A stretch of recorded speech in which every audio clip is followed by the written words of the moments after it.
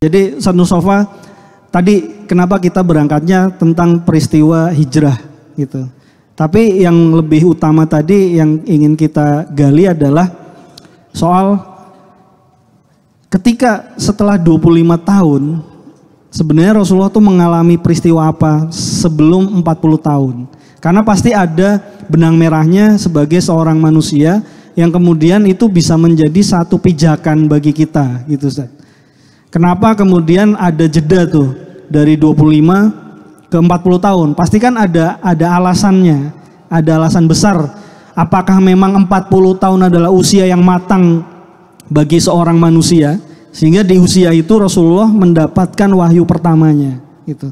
Nah, benang merahnya pasti dengan kita sebagai manusia 40 itu usia yang matang. Tadi sempat disinggung oleh Mas Abrang juga. Kemudian bagi sebagian orang 40 tahun itu adalah fase apa ya? Kayak kehidupan yang tahap kedua gitu ya. Ketika mencapai 40 tahun menuju setelah 40 tahun itu kayak menginjak episode yang barunya itu Ustaz gitu. Mungkin bisa dari situ Ustaz. Fadhol Ustaz. Assalamualaikum warahmatullahi wabarakatuh. Satu alasan ya alhamdulillah Fahmi mendahulukan saya, jadi selesai saya langsung pulang aja nanti ya kan. Nah jamaah yang mulia, hampir 4 bulan ya kita nggak bertemu dan memang saya membatasi diri karena memang fase yang tadi disebutkan oleh Mas Abrang sudah lewat semuanya buat saya. Saya sudah hampir 70, sudah masuk ke hampir 66 September saya sudah 66 tahun. Ukuran Nabi itu sudah kelewat 3 tahun. Nabi itu 63 tahun, ya, wafat meninggal dunia, diangkat menjadi Rasul umur 40. Ya, jadi siap-siap saja kalau yang umurnya 62 tahun, 11 bulan, 29 hari, ya tinggal nunggu besok aja. Jadi begini, tadi berkaitan dengan hijrah, masa fase-fase yang dilewati oleh Rasulullah pada saat umur 25 tahun Rasulullah menikah dengan Khadijah, dan satu pilihan yang bukan karena nafsu, satu pilihan yang bukan karena syahwat, pilihan yang memang dipilih oleh Allah. Karena bagaimanapun juga Rasulullah itu sangat berbeda dengan kita. Nabi sudah mengatakan innama ana basyar wa laisa kal basyar. Aku ini manusia biasa tetapi sangat berbeda dengan kebanyakan manusia. Apa yang membedakan Nabi berbeda dengan kita? Ya salah satunya adalah perjalanan hidup yang dilewati oleh Nabi kita Muhammad SAW. Tidak sama seperti kita yang mengalami fase-fase yang tadi disebutkan oleh Mas Sabrang. Ya, Nabi itu betul-betul pilihan yang apa yang dia lewati tidak ada yang tidak bernilai dari diri Nabi kita Muhammad SAW. Bahkan sampai ketika mendapat julukan Al-Amin pun itu atas dasar perintah Allah. Tapi dari semua perjalanan Nabi ini menjadi rujukan buat kita. Bagaimana kita bisa mensikapi, bagaimana kita bisa mengikuti apa yang dilakukan oleh Rasulullah. Anda mau jadi apa saja, lihatlah Muhammad Rasulullah Sallallahu Alaihi Wasallam. Maka berkaitan dengan hijrah tadi, sebetulnya hijrah itu bukan terjadi pada tahun ke-10 ya. Pada tahun ke-10 kenabian ya. Itu pada tahun 5 kenabian Nabi pun sudah melakukan hijrah. Yaitu ke Habasyah. Yang sekarang kita sebut dengan Ethiopia ya. Jadi tekanan yang dibawa oleh Nabi, agama yang dibawa oleh Nabi itu tekanannya luar biasa. Sampai-sampai ada beberapa sahabat yang sudah tidak kuat sudah berangkat kata Nabi ke Habasyah. Kita pun sama, ketika kita mengalami lingkungan yang sudah tidak kondusif buat diri kita, kita harus hijrah. Rasulullah pun sama. Ya, pada 5 tahun kenabian itu Nabi sudah melakukan hijrah ke Habasyah. Dan baru kemudian sebelum terjadinya hijrah yang sesungguhnya, yaitu pada tahun 13 kenabian kalau tidak salah. Tahun kenabian Nabi diangkat menjadi Rasul umur 13 tahun berjalan. Di situ terjadi satu peristiwa sebelumnya adalah peristiwa Isra dan Mi'raj. Di mana peristiwa Isra dan Mi'raj ini adalah peristiwa di mana Allah mengangkat derajat Nabi pada satu ketinggian derajat yang tidak bisa dijabarkan, dinalarkan dengan akal pikiran manusia. Makanya antum boleh lihat nanti. Ada nggak cerita tentang Mi'raj itu di dalam Al-Quran? Ini Hafizoh nih di samping saya. Mela ini kebetulan dulu sama-sama satu pesantren dengan putri saya, Hafizah juga. Ya. Itu di dalam Al-Quran itu tidak ada cerita tentang Mi'raj. Yang ada tentang Isra, perjalanan secara horizontal. Subhanalladzi asra. Enggak ada subhanalladzi asra wa a'raj. Maha suci Allah yang telah mengisrakan dan memi'rajkan secara vertikal. Tapi yang ada adalah perjalanan horizontal dari Masjidil Haram ke Masjidil Aqsa. Kenapa Allah tidak menceritakan tentang Mi'raj di dalam Al-Quran? Karena akal kita nggak akan nyampe. Nalar kita nggak akan sampai. Bagaimana mungkin seseorang yang bisa menembus 7 lapis langit tidak hancur? Bayangkan kalau kita gambarkan saja bumi itu dengan bintang, itu bumi kayak debu. Dan kemudian di atas sana ada yang namanya galaksi, kumpulan bintang-bintang. Ada 200 miliar bintang-bintang dalam satu kumpulan galaksi. Bumi udah nggak kelihatan kayak serpihan debu. Ada berapa galaksi? Ada 200 miliar galaksi. Nah di atas sana ada lagi kumpulan galaksi super cluster. Ada 200 miliar super cluster. Bumi udah nggak kelihatan, apalagi kita. Baru di atas sana namanya jagat raya. Dan Nabi naik menembus itu semuanya. Semua yang ada di bawah jagat raya seperti serpihan-serpihan debu. Ada satu titik yang disebut dengan black hole itu. Di mana titik itu adalah sampah dari bintang-bintang. Baru di atas jagat raya itulah langit yang pertama. Semua yang ada di bawah langit pertama bagaikan serpihan-serpihan debu. Bumi udah nggak kelihatan. Di atas langit yang pertama ada langit yang kedua, langit yang ketiga, sampai pada langit yang ketujuh di bawah arasnya Allah. Semua yang ada di bawah langit ketujuh seperti serpihan debu.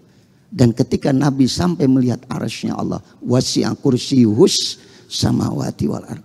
Apa yang Nabi katakan? Aku melihat arasnya Allah.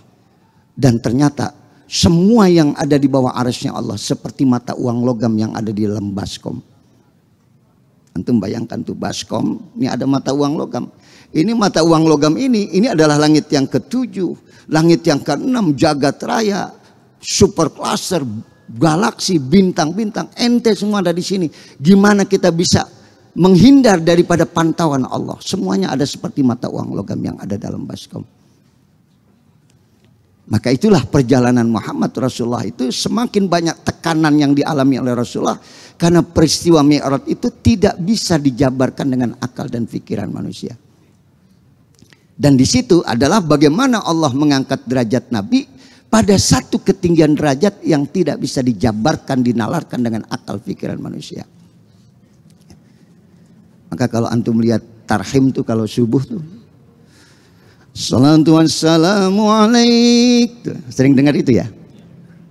Ya Imam al-Mujahidin, Ya Rasulullah,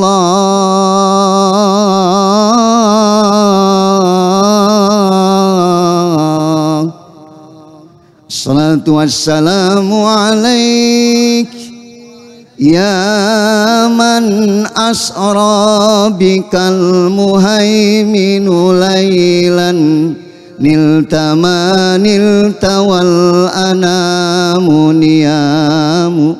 Sering dengar nggak itu? Tahu artinya? Itu tarhim itu menceritakan yaman asra, wahai yang diisrakan, diperjalankan pada satu malam. Makanya bangsa Bani Israel sebetulnya namanya bangsa Bani Yakub. Kenapa dinamain Israel? Nabi Yakub punya anak, salah satu anaknya adalah Yusuf alaihissalam dari Nabi Ishak. Makanya Nabi Ibrahim punya istri berapa? 2 ya. Dari Siti Hajar lahirlah Ismail. Kemudian dari Siti Sarah lahirlah Ishak.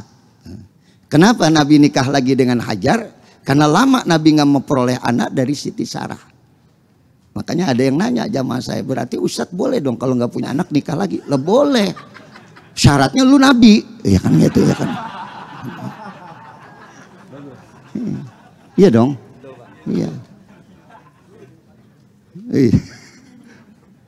Pokoknya kalau udah punya bini dua, udah sholatnya puasanya nggak bakal diperiksa nanti di akhirat. Karena mereka bohong aja kagak habis-habis, udah puyang banget itu. Malaikat udah puyang, sono bohong, sini bohong.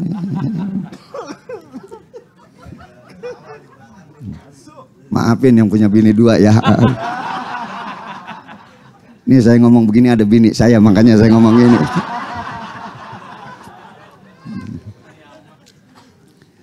Makanya dulu ada kiai ini, maaf ya, teman ya, kiai udah ustadz, kata kiai ini, ya, udah saya aja dah yang nanggung kayak begitu, berat ustadz.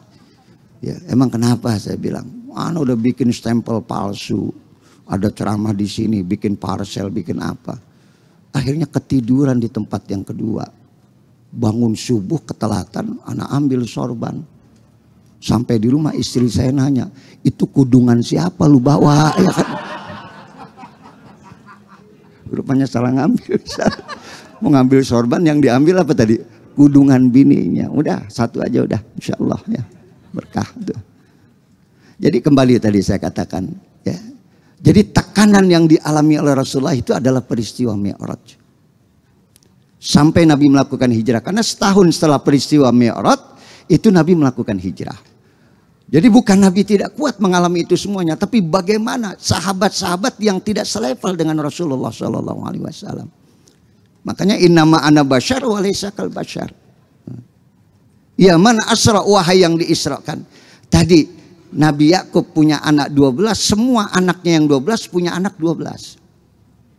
Kecuali Yusuf. Nabi Yusuf anaknya 11. Karena sempat ada sir dalam hati Nabi Yusuf dalam satu tafsir, melihat kecantikan Duleha maka anaknya dikurangin satu. Ini untung hukuman ini nggak berlaku buat umat Muhammad. Ya, coba ente bayangin, ente lihat perempuan ente terpesona, dikurangin anak ente satu, habis anak ente ya kan. Itu Nabi Yusuf anaknya 11. Makanya identik bangsa Bani Israel itu 12. Sampai ketika Nabi Musa kehausan umatnya, itu perintahnya, ya Musa idrib bi asokal hajar fanfajarat min husnata asyrata ainan. Musa pukullah batu itu dengan tongkatmu, maka mengalirlah 12 mata air untuk bangsa Bani Israel. Harusnya Bani Yakub, tapi kenapa disebut Bani Israel? Agamanya Yahudi. Karena Nabi Yakub itu sering keluar malam.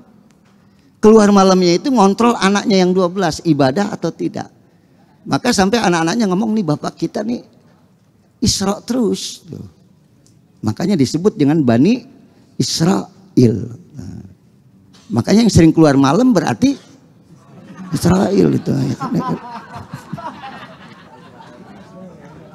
Pulang mancing, pulang pagi, wah Bani Israel ini ya kan. Keturunan yang sering keluar malam tuh. Nanti sampai kepada Nabi Isa, bangsa Bani Israel juga, tapi agamanya Nasrani. Kenapa agamanya Yahudi? Karena ada dari 12 putra Yakub itu yang ahli ibadah namanya Yahuda. Makanya disebut agamanya Yahudi. Sementara Nabi Isa kenapa disebut dengan Nasrani? Karena Nabi Isa kepada pengikutnya yang 12 kaum Hawariyun, ya, Nabi Isa bertanya, man ansori ilallah. Siapa yang kekal menolong aku untuk menyebarkan agama ini? Maka pengikutnya mengatakan, nahnu ansarullah, kamilah yang akan menolong engkau wahai Isa. Maka agamanya lah disebut dengan agama Nasrani. Ya paham nih ya sejarahnya kalau kita lihat. Nah kembali tadi saya katakan peristiwa Isra dan Mi'raj ini adalah tekanan yang luar biasa yang dialami oleh Nabi kita Muhammad SAW. Yang mereka yang tadinya muslim, yang tadinya mukmin, begitu dengar kabar bahwa Muhammad melakukan perjalanan dari Haram ke Aqsa, kemudian menembus 7 lapis langit, sebelum subuh dia sudah ada di Mekah. Yang beriman kufur. Sampai ketika ditanya Abu Bakar oleh orang-orang kafir Mekah, ya Abu Bakrin, bagaimana pendapatmu tentang sahabatmu? Kenapa sahabatku? Siapa? Muhammad. Katanya dia tadi malam melakukan perjalanan dari Haram ke Aqsa, yang saat itu memerlukan waktu 15 hari, pulang pergi berarti 1 bulan, dan kemudian menembus 7 lapis langit sebelum subuh sudah ada di tempat. Bagaimana pendapatmu ya Abu Bakrin? Apa kata Abu Bakar? Lebih dari itu aku percaya, Karena Muhammad tidak pernah berdusta dalam hidupnya. Maka disebutlah Abu Bakar As-Siddiq. Paham nih ya? Sebutan Abu Bakar As-Siddiq karena dia mengimani sesuatu yang di luar daripada akal dan pikiran manusia. Ya man asra, wahai yang diisrakan, bikal muhaimin lailan min nilta manilta wal anamunia. Sampai Nabi di Masjidil Aqsa sudah menunggu ruh-ruh para nabi. 124.000 nabi menunggu kedatangan Muhammad Rasulullah SAW. Maka pantas kalau Nabi katakan, aku bertemu dengan Yusuf dan aku bertemu dengan Adam. Ternyata aku melihat Yusuf dengan Adam. Adam 70 cakepnya daripada Nabi Yusuf alaihissalam. Kenapa? Nabi Yusuf ada bapaknya Yakub. Adam ada bapaknya enggak? Ada. Khalaqtu Adam. Yang menciptakan Adam adalah tangan Allah. Gimana enggak sempurna? Ini sayangnya enggak ada surah Adam, yang ada surah Yusuf. Makanya ibu-ibu kalau lagi nuju bulan yang dibacain surah Yusuf. Harapannya supaya anaknya cakepnya kayak Nabi Yusuf. Gue mah enggak yakin lihat bapaknya aja kayak begitu ya kan ya. Bapaknya udah hitam pendek ya kan. Istrinya begitu, bacain 70 kali surah Yusuf ya nggak berubah, tetap kayak begitu juga. Cuman kenapa dibacain surah Yusuf? Supaya akhlaknya bisa mengikuti akhlaknya Nabi Yusuf.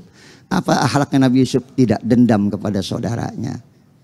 Walaupun dia disakiti, dia tahu disakiti oleh saudaranya itulah yang menyebabkan dia naik pangkat, naik jabatan, naik kedudukan di sisi Allah Subhanahu wa ta'ala. Jadi tadi ketika Nabi bertemu dengan 124.000 nabi, melepas perjalanan Nabi melakukan Mi'raj, siapa yang pantas menjadi imam? Adam.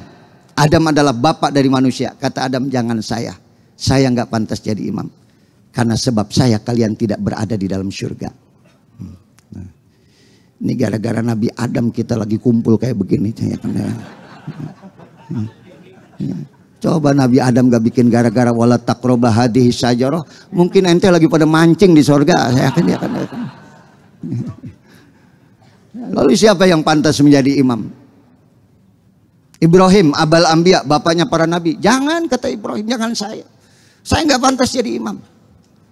Kenapa? Karena saya pernah berdusta satu kali. Ketika Namrud bertanya siapa yang menghancurkan berhala-berhala ini. Aku lihat Ibrahim bawa kampak. Oh jangan tuduh aku. Kampak aku nggak pegang. Lihat di patung yang paling besar itu ada gantungan kampak di situ. Bohong Ibrahim, nggak pantas jadi imam. Makanya orang yang sering bohong nggak boleh jadi imam. Udah jangan kemana-mana pikiran ente. Ya kan?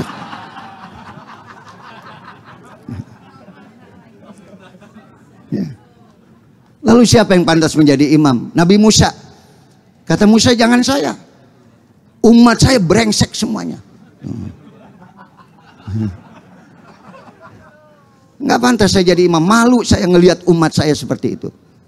Lalu siapa yang pantas menjadi imam? Nabi Isa, jangan.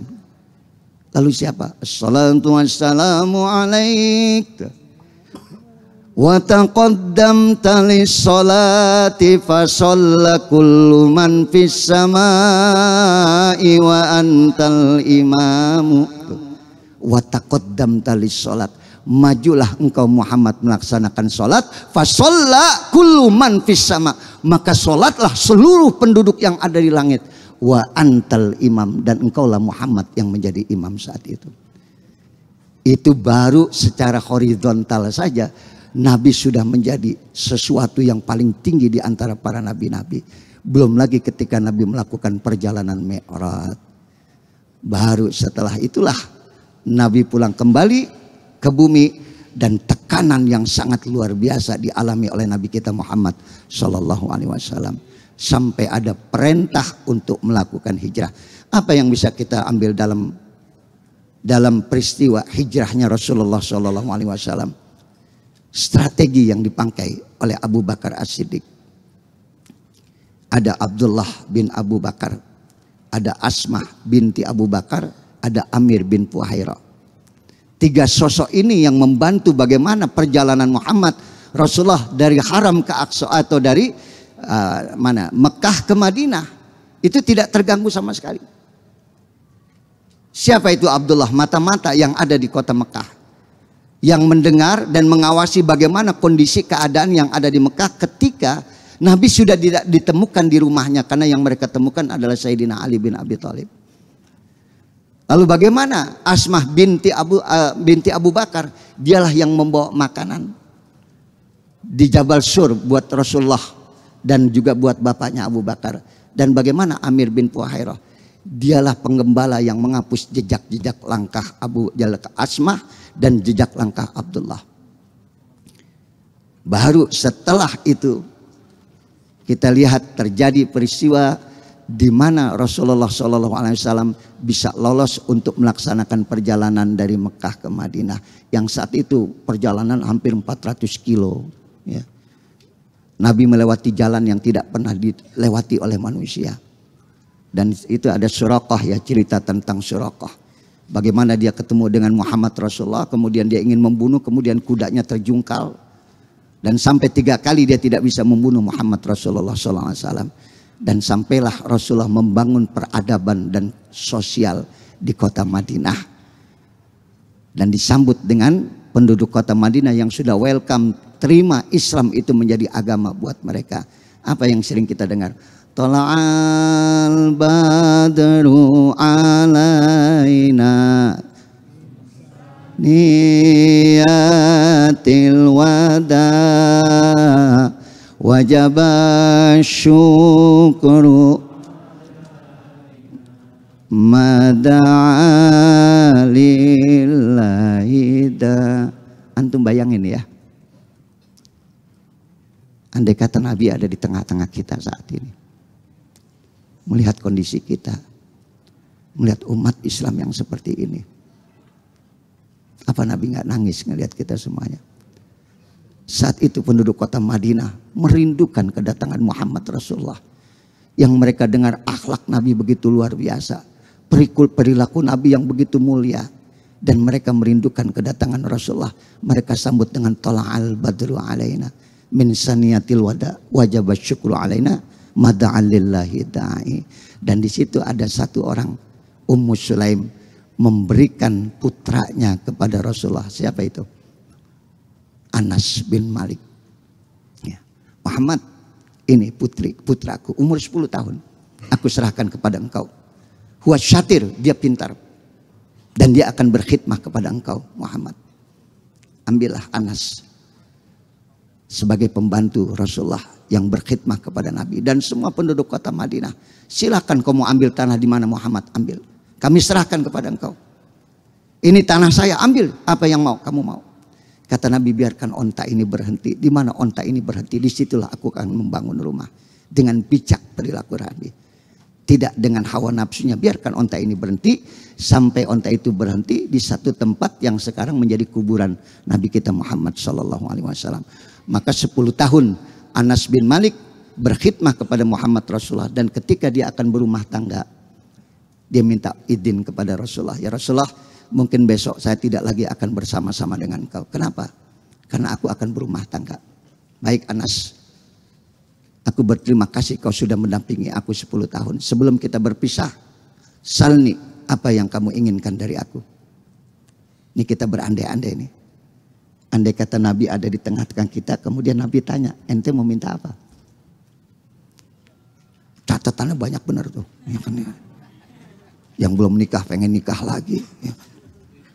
Yang pengen naik jabatan minta, ya Rasulullah doakan saya supaya saya naik jabatan. Anas diam 3 kali. Rasulullah mengatakan, Anas lebek, aku dengar ya Rasulullah. Salni, minta apa yang kamu mau. Anas hanya diam saja sampai ke-3 kali. Anas lebek ya Rasulullah. Salni, minta apa yang kamu mau. Apa yang diminta oleh Anas? 1 yang diminta. Boleh aku minta 1 aja ya Rasulullah. Apa yang kau inginkan? Inni uridu an murafaqataka fil jannah. Boleh nggak aku nemanin engkau seperti ini sampai di surga nanti ya Rasulullah. Nggak minta dunia Pak. Dia cuma minta, boleh nggak ya Rasulullah aku menemani engkau seperti ini nanti sampai di surga. 10 tahun aku hidup bersama denganmu.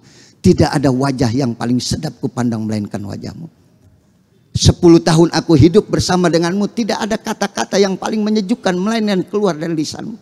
10 tahun aku hidup bersama denganmu, tidak ada keindahan hidup yang paling indah kecuali aku hidup bersama denganmu. Bolehkah aku minta menemani engkau seperti ini sampai di surga nanti? Ini untungnya Anas, Nabi nggak langsung kabul. Kan sekarang kalau lagi doa kabul gitu ya. Untuk dia saja, Nabi nggak langsung kabul. Nabi pandangin Anas, itu permintaanmu Anas? Iya. A'inni bikasrati sujud. Bantu aku ya, supaya doamu dikabulkan, keinginanmu dikabulkan. Banyak-banyaklah bersujud kepada Allah. Jadilah orang yang punya sikap rendah hati. Setelah itu Nabi doakan, Allahumma aktir maluhu. Ya Allah, banyakinlah hartanya Anas bin Malik. Wa atwil umrohu, panjangkanlah ya Allah umurnya Anas bin Malik. Wa aksir auladuhu, banyakinlah keturunannya Anas bin Malik. Orang yang paling kaya di Madinah setelah Abu Talha, setelah Utsman bin Affan adalah Anas bin Malik. Dan siapa orang yang paling panjang umurnya adalah Anas bin Malik. Siapa yang paling banyak keturunannya? Anas bin Malik. Setelah dia minta akhirat, dunianya didoakan oleh Nabi kita Muhammad SAW. Kita lupa menuju akhirat, yang kita cari adalah dunia saja. Tapi ketika dia minta akhirat, Nabi doakan dunianya. Inilah peristiwa hijrahnya Rasulullah SAW. Banyak lagi catatan-catatan yang bisa kita ambil. Bagaimana Rasulullah mempersatukan antara kaum Ansor dengan kaum Muhajirin. Yang mereka berbeda kultur, mereka berbeda pandangan. Sampai mereka dipersatukan oleh Nabi kita Muhammad SAW. Maka dari sini kita berharap 25 tahun Kenduri Cinta ini mempersatukan perbedaan-perbedaan di antara kita. Ya, saya tahu ada yang begini, ada yang begitu, macam-macam. Ya, ada yang modelnya seperti ini, ada yang model. Tapi begitu duduk di majelis salim seperti Kenduri Cinta ini, Ma'iyah seperti ini, udah lupa kita semua. Ya, yang narasumber juga beda-beda. Ada yang makan tahu melulu, ya kan.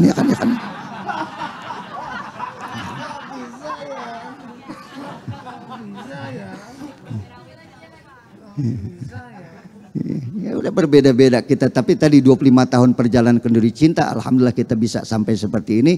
Mudah-mudahan hijrah kita terus sampai ke sana. Ya, kita doakan Mbah Nun, ya mudah-mudahan senantiasa diberikan kesabaran oleh Allah Subhanahu wa taala, dan ilmu-ilmu yang diberikan oleh beliau tetap kita jaga dengan sebaik-baiknya. Dan sekali lagi ya, saya malam ini memang didampingi oleh istri dan tidak akan berlama-lama. Ya, karena kasihan istri saya udah ngantuk di belakang. Ya, alhamdulillah Fahmi udah pengertian banget, saya dikasih kesempatan lebih dulu. Ya, mudah-mudahan apa yang saya sampaikan berkaitan dengan peristiwa hijrahnya Rasulullah itu tidak lepas daripada tekanan yang dialami oleh Rasulullah. Antum akan mengalami tekanan hidup. Tadi Mas Sabrang sudah katakan, nuansa fik ini kita berbeda, pasti tekanan juga berbeda. Makanya Nabi kita Muhammad SAW itu dalam surah Wad-Duha, wal-laili idza saja ma wadda'aka rabbuka wa ma. Lihat, Wad-Duha, demi waktu duha. Wal-laili idza taja, demi waktu malam apabila sudah gelap gulita. Ma wadda'aka rabbuka wa ma qala. Ente ngalamin enggak duha? Ngalamin. Malam ngalamin enggak? Semua yang ada di sini ngalamin waktu duha dan malam, tapi nuansanya berbeda, suasananya berbeda. Tapi apa yang dialami oleh Rasulullah, tidak ada kesenangan, kebahagiaan sedikit pun untuk memikirkan selain memikirkan umatnya. Sampai-sampai Nabi diawasi terus menerus, dan ketika hampir berapa minggu wahyu tidak turun, turunlah keluar kata-kata berita-berita yang tidak enak di kuping Rasulullah. Lihat, Muhammad sudah ditinggalkan oleh Tuhannya. Tuhannya sudah tidak menurunkan wahyu lagi kepada Muhammad. Apa yang dijawab oleh Allah? Kau nggak perlu jawab Muhammad, aku yang menjawab. Ma wadda'aka rabbuka wa ma qala. Tuhanmu tidak pernah meninggalkan kamu, dan Tuhanmu tidak akan pernah marah kepada kamu. Walal akhiratu khairul laka minal ula. Dan akhirat lebih baik daripada dunia. Duniamu penuh dengan penderitaan, nanti akhirat kau akan mendapatkan kenikmatan. Ada catatan saya dalam surah Ad-Duha. Apa yang Nabi Allah katakan? Wala saufa yu'tika rabbuka fatarda. Aku bersumpah, aku akan berikan apa saja kepada engkau Muhammad. Kenikmatan surga yang bagaimana kau minta aku berikan. Sampai engkau redho, aku berikan semuanya. Antum bayangkan nih, Bahasa Allah kepada Muhammad, wala saufa yu'tika rabbuka fatarda. Kenikmatan apa yang kau inginkan nanti di akhirat, di surga? Yang keberapa yang kau inginkan? Surga yang bagaimana kenikmatan yang kau harapkan? Aku berikan sampai engkau redha. Apa jawaban Nabi? Idan lan ardo wahid min ummati yadkhulun nar. Aku enggak redha ya Allah. Kalau umatku satu aja masuk neraka, aku enggak redha ya Allah. Masih yang dipikirkan umatnya. Ya. Kalau ente ditanya nih sama istri ente nih, papa mau minta apa? Ngomong sampai papa redha, ngomong sama mama. Waduh, ya kan. Jelas yang di samping saya nggak perlu diterangkan, ya kan. Istri juga kalau kita tanya, mama mau minta apa? Sampaikan kepada papa, sampai mama redha, papa kasih. Wah, catatannya, gelangnya, kalungnya semua, ya kan. Tapi Nabi kita Muhammad ketika ditanya, wala saufa yu'tika rabbuka fatarda. Apa yang membuat engkau redha Muhammad? Lan arda wahid min ummati yadkhulun nar. Aku enggak redha ya Allah kalau satu saja umatku masuk ke dalam neraka, aku enggak akan redha. Inilah sosok Nabi kita Muhammad sallallahu alaihi wasallam.